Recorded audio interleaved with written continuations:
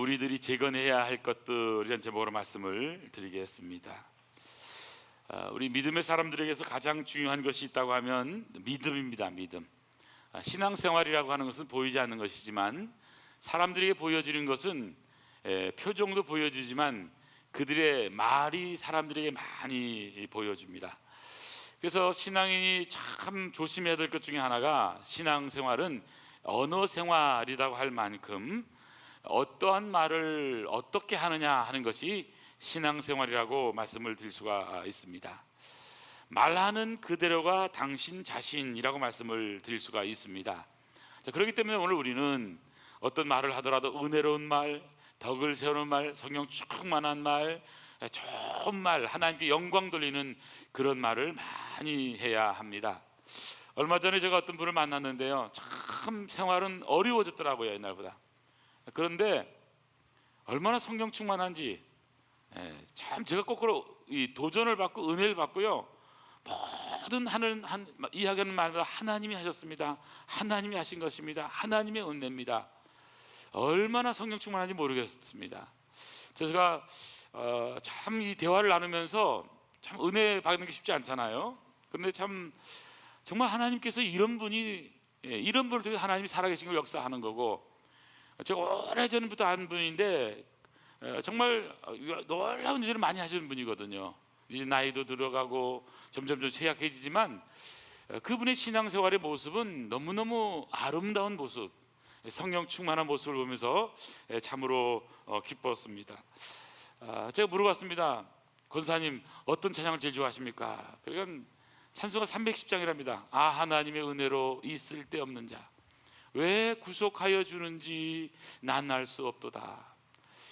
정말 자신을 그대로 있을 데 없이 정말 별볼로 없고 연약한 그런 존재로 하나님께서 부르셨지만 하나님의 은혜로 여기까지 왔고 하나님의 은혜가 너무나 크다는 것을 간증하는 것을 들으면서 참 이 간증이라고 하는 것, 언어 생활이라고 하는 것, 또 신앙의 생활에서 이 언어가 차지하는 부분은 너무나 귀한 것이다, 다시 한 번 더 생각을 하게 됩니다. 여러분, 오늘 특별히 말씀에 보면 느헤미야라고 하는 분이 나옵니다. 느헤미야가 이제 수산궁, 바벨론에 있는, 페르시아에 있는 수산궁에서 왕의 술관원이 되는 고위공직자로 있었던 어느 날, 형제들 중 하나인 하나니가 두어 사람과 함께 유다에서 이제 내게 도착했다는 겁니다. 사로잡힘을 면하고 남아있는 유다와 예루살렘 사람들의 형편을 듣게 된 겁니다. 물으니까 듣게 되었는데, 그때 들은 이야기는 내게 이르되 사로잡힘을 면하고 남아있는 자들, 그 지방에서 어떤 일이 있었냐면 큰 환난을 당했습니다. 또 능욕을 받았습니다. 예루살렘 성은 다 허물어졌고 성문들은 불탔다 하는 그런 소식을 듣게 된 것이죠. 이 소식을 듣고 이제 부담감을 가지고, 하나님, 어떻게 하면 될까요? 하나님께서 오늘 나를 하나님의 백성 삼아 주셨고 나에게 고위공직자가 되고 여기까지 잘 되게 하신 것을 생각하면서 고향 예루살렘 성을 생각하면서 바로 귀한 하나님의 역사를 이루기를 원하는 기도를 했던 분이 바로 오늘 느헤미야입니다. 어떤 의미에서 느헤미야는 바벨론의 포로 생활을 하면서 유다 백성들이 얼마나 고통을 많이 당했습니까? 그럼에도 불구하고 유다 백성들이 그곳에 잘 되었을 뿐 아니라 이제 나중에는 예루살렘 성벽을 재건하는데 이제 지도자로서 역할을 감당하는 분이 바로 느헤미야인 것입니다. 여러분, 무너진 성벽이라고 하는 것은 단순하게 돌 무더기가 무너졌다, 이것만을 의미하는 것이 아닙니다. 이스라엘 백성들 안에 있는 희망이 무너진 겁니다. 미래가 다 상실된 것을 상징하는 것입니다.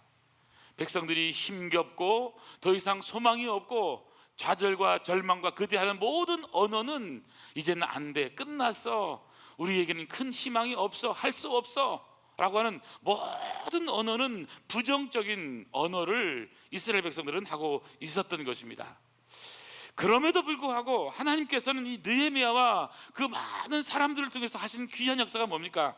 바로 예루살렘 성벽을 이제 6장에 가보면 52일 만에 이제 완성하는, 재건하는 위대한 역사를 이룬 것을 성경은 기록하고 있습니다. 어떤 의미에서 우리 믿음의 사람들의 삶의 여정 또한 무너지는 성벽과 같다고 말씀을 드릴 수가 있습니다. 여러분의 삶은 어떻습니까? 혹시 무너지지 않습니까? 좌절로, 어려움으로 우리의 삶의 자리가 무너져 내리고 있습니다. 하지만 느헤미야처럼 다시 한 번 더 우리가 하나님 앞에 나아가서 은혜를 구하고 믿음을 가지고 간구하면, 그리고 서로 협력하게 된다면 우리의 인생의, 우리의 삶의, 우리의 신앙의 성벽을 다시 재건할 수 있다라는 것을 다시 한 번 더 오늘 말씀을 통해서 배울 수 있기를 원합니다. 여러분, 우리 집집마다 옛날에는 울타리가 있었습니다. 서울에도 보면 그러시고 도시에도 보면 울타리가 있었잖아요, 아파트 전에. 그래서 이 담장이 되기도 하고, 여러분, 이 울타리라고 하는 것은 내가 사는 곳에 대한 어떤 그 지역의 표시입니다. 또 외부 세력으로부터 이렇게 또 방어하게 되는 것이고, 또 제주도에 같은 데 가면 이 정랑이라 그래서 이게 뭐 대문은 없지만 거기 이 나무가 세 가닥이 있으면 저 멀리 갔습니다, 한 달쯤 있다가 돌아옵니다 하는 말이고, 그 하나는 이제 멀리 간 것이 아니라 이런 이 가축들이 들어오지 못하도록 이렇게 막는 것이고, 그리고 또 이제 또 어디 또 가게 되면 그것을 표시하는 것이 이제 정랑, 이런 것이 있는데요. 집에 이런 그 울타리가 있는 것처럼 예루살렘 성에는 예루살렘 성벽이 있습니다. 예루살렘 성 안에는 성벽이 있습니다. 산 위에 세워져 있기 때문에 그런 것입니다. 어떤 의미에서 이 예루살렘 성벽이라고 하는 것은 세상과 구별된 선민 이스라엘 백성들의 삶의 방식이라고 표현할 수도 있을 것이고, 세상의 죄와 오염으로부터 방어하기 위한 하나의 표현이 바로 성벽이라고 말씀을 드릴 수도 있습니다. 성벽은 하나님의 백성인 이스라엘 백성들이 하나님의 말씀 따라 살아가는, 그래서 하나님을 찬양하고 하나님께 예배드리는 그런 공동체성을 의미하는 그런 귀한 것이라고 말씀을 드릴 수도 있습니다. 문제는 오늘 본문에 있는 것처럼 이제 들은 이야기는 뭐냐면, 큰 환난 때문에 능욕을 받아서 바로 예루살렘 성이 허물어졌다는 것입니다. 또 성문들은 불탔다는 겁니다. 그래서 더 이상 예루살렘의 형편은 바로 성벽 재건은커녕 모든 백성들은 좌절하고 절망하고 있다고 지금 말하고 있는 것입니다. 오늘 우리의 신앙생활에서도 마찬가지입니다. 오늘 우리가 살아가는 많은 삶의 방식을 보면 우리가 가지고 있는 많은 성벽들은 불타고 무너지고, 그래서 우리는 좌절하고 실망하고 절망할 때가 얼마나 많이 있습니까? 오늘 믿음의 사람들이 가장 소중히 여기는 예배의 성벽, 무너진 것은 아닌지요? 주일 성수, 우리는 이 주일 성수를 얼마나 소중히 여겼습니까? 이제는 대수롭지 않게 주일을 성수한다라는 개념을 우리는 상실해서 성벽이 무너진 그런 시대에 살고 있습니다. 가정 예배의 성벽도 있습니다. 매일 말씀과 함께, 주님과 함께 큐티의 성벽도 있습니다. 날마다 주님 앞에 나가서 기도하고 주님의 은혜를 구하는 그런 성벽도 있었습니다. 하나님 앞에 하나님의 것을 알는 11조라고 하는 이 11조의 성벽도 있었습니다. 하지만 이런 많은 성벽들이 점점점 무너지는 시대에 우리는 살고 있습니다. 그렇기 때문에 우리가 해야 될 가장 소중한 일은 바로 우리는 이런 무너진 성벽들을 다시 재건해야 된다는 사실입니다. 영적인 성벽을 재건해야 되는 것입니다. 그래서 느헤미야는 52일 동안 보이는 예루살렘 성벽을 다 재건했을 뿐만 아니라 나중에는 에스라, 당시의 최고의 제사장이요 학자를 데리고 모셔와서는 말씀을 통해서 영적인 성벽을 재건하는 일을 감당하는 위대한 역사가 바로 느헤미야서에 나와 있는 것을 보게 됩니다. 저는 그래서 오늘 본문을 읽으면서 이제 몇 주간 동안 어떻게 하면 오늘 우리가 느헤미야처럼 우리 한 분 한 분이, 아니 우리 청담 아름다운 교회가 이 시대 속에서 무너져 내린 성벽들, 다 쓰러져 가서 더 이상 절망하는 많은 백성들의 이 무너진 성벽들을 다시 재건할 수 없을까 하는 이런 질문을 가지고 오늘 말씀을 다시 한 번 더 볼 수 있었으면 좋겠다 생각을 합니다. 우리는 쉽게 무너진 것을 보면서 우리는 비판할 수가 있습니다. 나라가 엉망이다, 대통령이 문제다, 여당 의원, 야당 의원, 국회의원들이 문제다, 누구의 문제다. 우리는 문제를 지적할 수도 있을 것입니다. 하지만 이 문제들 가운데 어떻게 하면 이 문제가 해결될 것인지 해결책이 있어야 되지 않습니까? 지금 정부가 여러 가지 의료개혁을 한다고 그러면서 의사 선생님과 대치하고 있습니다. 대치가 전부가 아닌 거잖아요. 어떻게든 해결책이 있어야 되는 거잖아요. 우리 믿음의 사람들이 어떻게 이런 해결책을 가져가면 좋을까? 다시 한 번 더 우리가 기도하면서 고민을 해야 되는 것입니다. 저는 그러면서 오늘 본문을 통해서 세 가지로 짧게 우리가 무너진 성벽 느헤미야처럼 다시 세우려면 어떻게 할 것인가 하는 것을 이제 말씀을 드리려고 합니다. 첫 번째, 느헤미야처럼 성벽을 재건하려면, 다시 세우려면 은혜의 눈물을 회복해야 합니다. 은혜의 눈물. 느헤미야는 이런 슬픈 소식을 듣게 된 거잖아요. 참 다 불탔고 무너졌고 끝났습니다, 더 할 수가 없습니다는 절망의 비보를 듣게 된 겁니다. 그때 어떻게 합니까? 누구의 잘못이다, 누구 문제다 이렇게 하질 않습니다. 그때 느헤미야가 행동한 것은 4절 보십시오. 우리 4절 같이 읽어보겠습니다. 시작. 내가 이 말을 듣고 앉아서 울며 수일 동안 슬퍼하며 하늘의 하나님 앞에 금식하며 기도하여. 여러분, 지금 느헤미야가 4절에 보니까 그 소식을 들은 거예요. 그리고요, 여기서 듣고 앉아서, 이 말은 그냥 편안하게 앉아서 쉬는 것이 아닙니다. 털썩 주저앉은 거예요. 끝났구나, 속상하다, 힘들다, 울면서. 여러분, 수일 동안입니다. 하루 아닙니다. 단 몇 시간이 아닙니다. 수일 동안 슬퍼하면서 하나님 앞에 금식하면서 기도하고 있는 모습인 것입니다. 예레미야처럼, 눈물의 선지자 예레미야처럼 지금 느헤미야는 통곡하고 있는 겁니다. 울고 있는 겁니다. 여러분, 무엇을 보고 울고 있을까요? 그가 지금 생활이 어렵기 때문에 울고 있는 것이 아닙니다. 앞으로 어떻게 살 날 걱정해서 울고 있는 것이 아닙니다. 자식 걱정 때문에 울고 있는 것이 아닙니다. 하나님의 나라가, 하나님의 말씀이 땅에 떨어진 것을 보면서 울고 있는 것입니다. 하나님의 성 예루살렘의 성벽이 무너져서, 백성들도 무너져서, 모든 영적인 신앙생활이 무너져서 세상 사람들과 차이가 없이 우상 숭배에 빠지고, 세상 사람과 차이가 없이 다 타락하고, 그렇지만 그 속에 지도자가 없는 안타까운 모습을 보면서 울고 있는 바로 모습. 어떻게 회복할 수 있을까요? 느헤미야처럼 이 은혜의 눈물을 회복하는 것이 우리가 살 길이라는 사실입니다. 저 이 말씀을 생각하면서 저에게도 눈물이 없는 것을 저는 생각하면서 최근에 별로 울어본 적이 없습니다.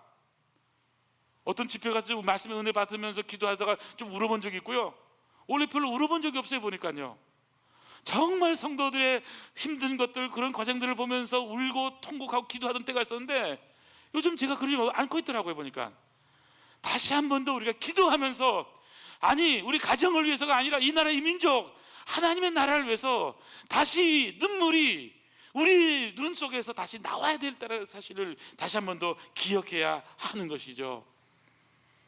누가복음 8장 6절에 보면 더러는 바위에 떨어짐에 싹이 났다가 습기가 없으므로 말랐고, 습기가 없었기 때문에 죽었다는 것입니다. 여러분, 꽃이라든지 나무는 심고는요, 물을 주지 않으면 안 됩니다. 또 어떤 때는 물을 너무 많이 줘도 죽지만 습기라고 하는 것은 아주 중요합니다. 내곡동에 제가 아는 어떤 목사님 사모님이 오셔서 그 수국을 심어 놓았습니다. 수국을 심어 줬어요. 그리고 이제 물을 열심히 줘야 된다. 수국은 물 숫자니까 물을 많이 주면 된다. 그래서 이제 물을 줍니다. 근데 이 물을 먹어야 이 꽃이 살게 되고 나무가 살아나게 되는 것입니다. 어떤 분은 이 습기를 분석한 걸 보니까요, 이것은 회개의 눈물이다, 수고의 땀이다, 감격의 눈물이다, 그렇게 표현하면서 보배로운 주님의 피의 습기다, 이런 표현도 있더라고요.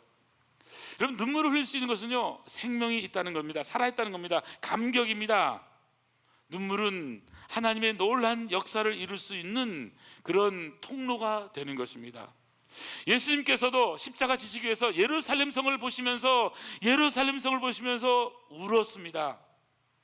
백성들 목자 없는 양과 같이 유리방황하는 모습을 보시면서 불쌍히 여기는 마음, 민망히 여기는 마음 통분히 여기셨습니다.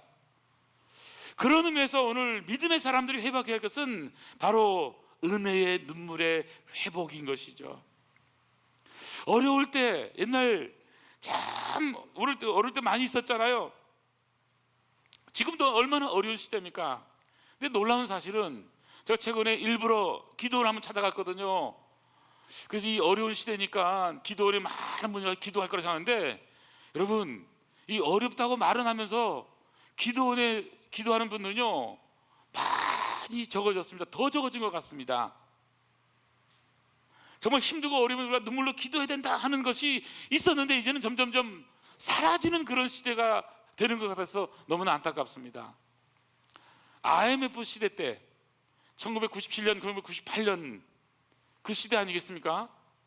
그 시대에는요 기도원마다 얼마나 많은 사람들이 모릅니다.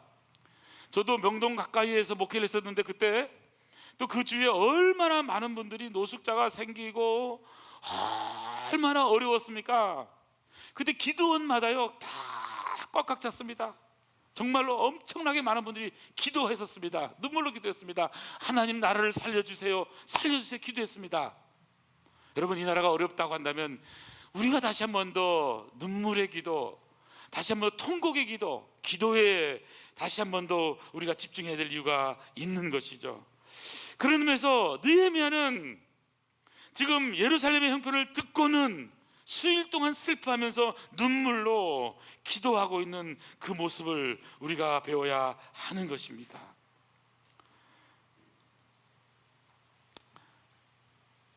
시편 107편 8절 9절에 보니까 여호와의 인자하심, 인생에 행하신 기이한 기적으로 말미암아 그를 찬송할지로다. 저가 사모하는 영혼에게 만족을 주시고 줄인 영혼에게 좋은 것으로 채워주심이로다. 사모하는 영혼을 만족을 주시고요, 줄인 영혼에게 좋은 것으로 채워주신다는 거예요. 여러분, 우리가 사모하는 것만큼 은혜를 받게 되는 겁니다. 은혜를 받지 못하고 점점점 메말라가는 것은 우리의 영적인 상태가 점점점 배불러서 영이 교만해져서는 우리가 은혜를 받지 못하고 있는 그런 모습인 것이죠. 이것은 마치 배가 부르면요 진수성찬을 차려도요 밥맛이 별로 없는 겁니다. 시장이 반찬인 거잖아요. 전에 어떤 선교사님이 원주민들에게 이제 성경을 이제 가르쳐주고 성경을 번역도 해주고, 아프리카에서 있었던 그런 일입니다. 그러니까 우리 김정임 목사님이 문성 선교사님 그 성경 번역 얘기도 했습니다만은, 이 아프리카 어떤 원주민에게 성경을 가르쳐주고는 요한복음 3장 16절 말씀을 이제 성경을 하면서 이제 읽게 되었다고 합니다. 그리고는 이제 그 대표가 나와서 요한복음 3장 16절 말씀을 하나님이 세상을 이처럼 사랑하사, 이것을요 그 현지 말로 읽은 거예요. 읽었는데 읽지를 못하면서 통곡하면서 나가지 못하는 거예요. 하나님이 세상을 이처럼 사랑하사 독생자를 주셨으니 이는 그를 믿는 자마다 멸망하지 않고 영생을 얻게 하려 하심이라. 이 한 절인데, 그런데 그 현지인 그 말씀을 받아든 그분은 통곡하면서 읽지 못하면서 겨우 읽어내는데, 이것을 성경을 가르치고 성경을 번역하고 이 모든 작업을 한 이 선교사님은요 정작 눈물이 안 나온 거예요. 그러면서 그렇게 회개를 했답니다. 하나님, 나도 저런 눈물이 있었는데 주님 앞에 헌신하고 정말 첫사랑으로 주님 앞에 선교지에 올 때는 저렇게 통곡하면서 은혜에 충만하고 성령 충만, 말씀 충만해서 그래서 눈물이 있었는데 내가 눈물이 다 메말라 버렸군요. 저도 생각해보니까요 제가 그러더라고요. 제가 옛날에 눈물도 많고요 통곡하고 기도하고 세게 했거든요. 근데 지금은요 다 메말라 버린 것 같아요. 그래서 여러분, 저는 우리 아름다운 교회가 은혜의 눈물을 회복함으로 이 어려운 시대까지 다시 한 번 더 나라와 민족을 살리는 그런 아름다운 교회가 되기를 간절히 원합니다. 두 번째입니다. 느헤미야처럼 성벽을 재건하려면 약속의 말씀을 붙잡고 기도해야 하는 겁니다. 기도를 회복해야 되면 약속의 말씀을 붙잡는 게 중요해요. 약속의 말씀을. 여러분, 오늘 보니까 여기 5절에 보니까 하늘의 하나님, 여호와 크고 두려우신 하나님, 주를 사랑하고 주의 계명을 지키는 자에게 언약을 지키시며 긍휼을 베푸시는 주님, 언약을 지키시는 하나님, 긍휼을 베풀어 주시는 하나님, 모세에게 명령한 그 모든 명령, 규례, 율례, 하나님의 말씀을 지키지 못했습니다. 범죄했습니다. 잘못했습니다.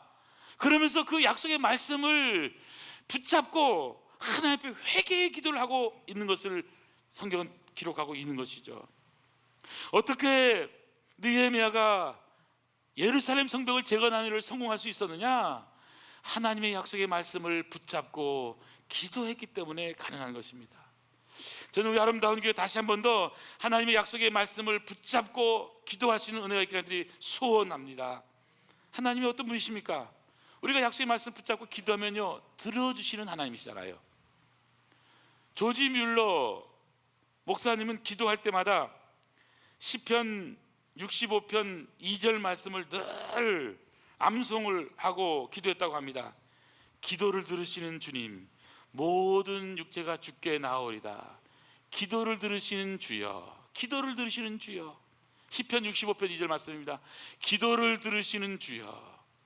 우리의 기도를 들으시는 주님이라고 고백하면서 주님 앞에 나갔다는 사실이죠. 뿐만이 아닙니다. 나와 아버지 집 범죄했습니다. 오늘 6절 7절에도 계속 보니까 나와 내 아버지 집이 범죄하여 주를 향하여 크게 악을 행하여, 주님께서 주의종 모세에게 명령하신 계명, 율례, 규례를 지키지 못했습니다. 약속의 말씀을 붙잡고 회개하면서 기도하고 있는 그런 모습인 것이죠. 저는 다시 한 번 더 하나님의 약속의 말씀 가까이 하면서 붙잡고 기도하는 은혜가 있기를 원합니다. 마지막 하나만 더 본다면, 다시 우리가 재건하려면요, 기도의 대가를 지불하는 한 사람이 있어야 됩니다. 한 사람. 그 한 사람이 누구겠습니까? 9절부터 11절 보니까 만일 내게로 돌아와 내 계명을 지켜 행하면 너희 쫓긴 자가 하늘에 그때 있을지라도 내가 거기서부터 그들을 모아 내 이름으로 두르고 택한 곳에서 돌아오게 하리라 하신 말씀, 이제 하나님 기억해 주십시오. 이들은 주께서 일찍이 큰 권능과 강한 손으로 구속하신 주의 종들, 주의 백성 아닙니까? 그러니 주님 11절 구합니다. 귀를 기울이사 종의 기도, 주의 이름을 경외하기를 기뻐하는 종들의 기도를 들으시고 오늘 종이 형통하여 이 사람 앞에서 은혜를 입게 하옵소서 하였나니 그때 내가 왕의 술관원이 되었느니라. 무슨 말입니까? 이제 느헤미야가 이제 왕 앞에 나가서 이제 청할 건데 하나님 은혜를 구합니다. 하나님, 내가 한 몸 던집니다. 내가 그냥 말씀 붙잡고 기도하는 걸 끝나는 것이 아니라 예루살렘 성벽을 재건하기 위해서 이 몸 바칩니다. 주님, 그러니 주님께서 책임져 주셔야 합니다. 그리고는 예루살렘 성벽 재건하는 일을 위해서 지금 느헤미야가 쓰임 받고 있는 것을 보게 됩니다. 오늘 저와 여러분이 기도할 것은 다른 게 아닙니다. 하나님, 우리 아름다운 교회를 사랑하시고 아름다운 교회를 통해서 한 영혼 한 영혼이 살아난 역사 있게 하여 주시옵소서. 이 나라의 민족을 위해서 기도할 때에 그냥 서로 싸우는 그런 나라가 아니라 이 나라가 정말 하나님의 복음을 세계에 수출하는 선교 한국이 될 수 있도록, 성서 한국이 될 수 있도록, 복음의 놀라운 역사를 이루는, 선교의 역사를 이루는 그런 대한민국이 될 수 있도록 나라와 민족을 위해서 우리가 기도해야 할 때라는 사실입니다. 우리는 무너진 성벽을 바라보면서 속상할 수 있고 힘들 수 있고 비판할 수 있고 절망할 수 있고 자기 견해를 말할 수 있을지 모릅니다. 하지만 믿음의 사람이 해야 될 것, 우리가 할 수 있는 것, 그것은 우리 한 사람 한 사람이 다시 일어나서 주님 앞에 나가서 기도의 대가를 지불할 한 사람, 느헤미야와 같은 사람, 주님, 제가 이 나라의 민족에서 기도하겠습니다. 주님, 이 땅의 어두운 것을 위해서 기도하겠습니다. 우상숭배가 많은 나라를 회개합니다. 아버지 하나님, 이 땅을 고쳐 주시옵소서. 우리 교회가 교회의 사명을 감당해야 되는데 감당하지 못하고 있습니다. 이것은 나의 죄입니다. 나 한 사람이 회개하지 못해서 그런 겁니다. 오늘 느헤미야가 회개하고 결단했던 것처럼, 기도의 대가를 지불했던 이 한 사람처럼, 저와 여러분이 우리가 선자리에서 다시 한 번 더 기도로 대가를 지불하고, 정말 우리 아름다운 교회 성도들이 이제 영적으로 좀 깨어서 기도할 때가 되지 않았는가. 정말 우리가 하나님 앞에서 일어나서 복음의 하나님의 놀라운 역사를 위해서, 십자가의 복음을 위해서 일어날 때가 되지 않았는가. 어느 때까지 잠자고 어느 때까지 계속해서 우리가 그냥 형편만 생각하고 난 할 수 없습니다, 아무것도 할 수 없습니다라고 그냥 주저만 앉아 있어서는 안 되잖아요. 그렇기 때문에 사랑하는 성도 여러분, 일어나야 됩니다. 우리가 이민족으로 해서 기도하고 교회를 위해서 기도하고, 교회들마다 텅텅 비었다고 안타까워할 것이 아니라, 내가 한 영혼에게도 복음 전하지 못하고 한 영혼도 전도하지 못하는 내 자신의 무력함을 주님 앞에 낱낱이 내려놓고 기도하고, 주님이 도와주셔야 됩니다. 성령님 역사해 주셔야 됩니다. 하나님이 함께하면 될 줄로 믿습니다. 말로만 하는 것이 아니라 기도로 다시 한번 주님 앞에 나갈 수 있는 우리 아름다운 복된 성도 되기를 소원합니다. 그래서 하나님께서는요, 이사야 58장 12절에 이렇게 말씀합니다. 내게서 날 자들이 오래 황폐된 것을 다시 세울 것이며 리뷰일드입니다. 역대에 파괴된 기초를 다시 기초를 쌓으리니 너를 일컬어 무너진 데를 보수하는 자를 할 것이고 길을 수정하여 거할 곳이 되게 하는 자를 할 것이라. 이 청담 아름다운 교회 출신들이 이 황폐된 곳을 다시 세우는, 리빌드하는, 안 된다는 세상 속에서 하나님이 하시면 됩니다 라고 예수님의 보혈의 놀라운 능력을 의지해서, 십자가의 놀라운 능력으로 정말 주님의 복음을 전하는 이 일을 위해서 다시 일어나는, 다시 세우는, 무너진 데를 다시 막아서서 주님 앞에 기도하고 재건하는 일을 감당하는, 무너진 성벽, 무너진 데를 다시 보수하는 우리 아름다운 복된 성도 되기를 축원합니다. 자신이 선자리에서 하나님을 기쁘시게 하는 아름다운 성도 되기를 원합니다. 기도하시겠습니다. 아버지 하나님, 감사합니다. 이 땅이 많은 부분들이 무너졌습니다. 코로나로 인해서 예배가 무너졌습니다. 성도들의 신앙의 열정이 무너졌습니다. 기도가 무너졌습니다. 예배가 무너졌습니다. 11조가 무너졌습니다. 감사가 무너졌습니다. 가정 예배가 무너졌습니다. 큐티가 무너졌습니다. 아버지 하나님, 영적으로 뜨거웠던 과거, 옛날에는 했었는데 주님과의 첫사랑이 무너졌습니다. 회복시켜 주시옵소서. 일어나게 하여 주시옵소서. 가만히 앉아있지 말게 하여 주시옵소서. 이제는 하나님의 때가 되고 하나님의 놀라운 역사가 일어날 때가 되었사오니, 우리 아름다운 성도들이 다시 한 번 더 일어남으로 말미암아 하나님의 역사가 일어나는 우리 아름다운 교회 되도록 축복하여 주시옵소서. 다시 일으켜 세우실 주님을 찬양합니다. 무너진 데를 막아서서 나로 변하지 못할 그 한 사람, 느헤미야 같은 사람, 예레미야 같은 사람, 아버지 내가 여기 있습니다 나를 보내서 고백했던 이사야 같은 사람, 주님 사명자들이 우리 아름다운 교회 안에서 일어나게 하여 주시옵소서. 이 놀라운 역사를 이루시는 우리 예수님의 이름으로 기도하옵나이다. 아멘, 아멘.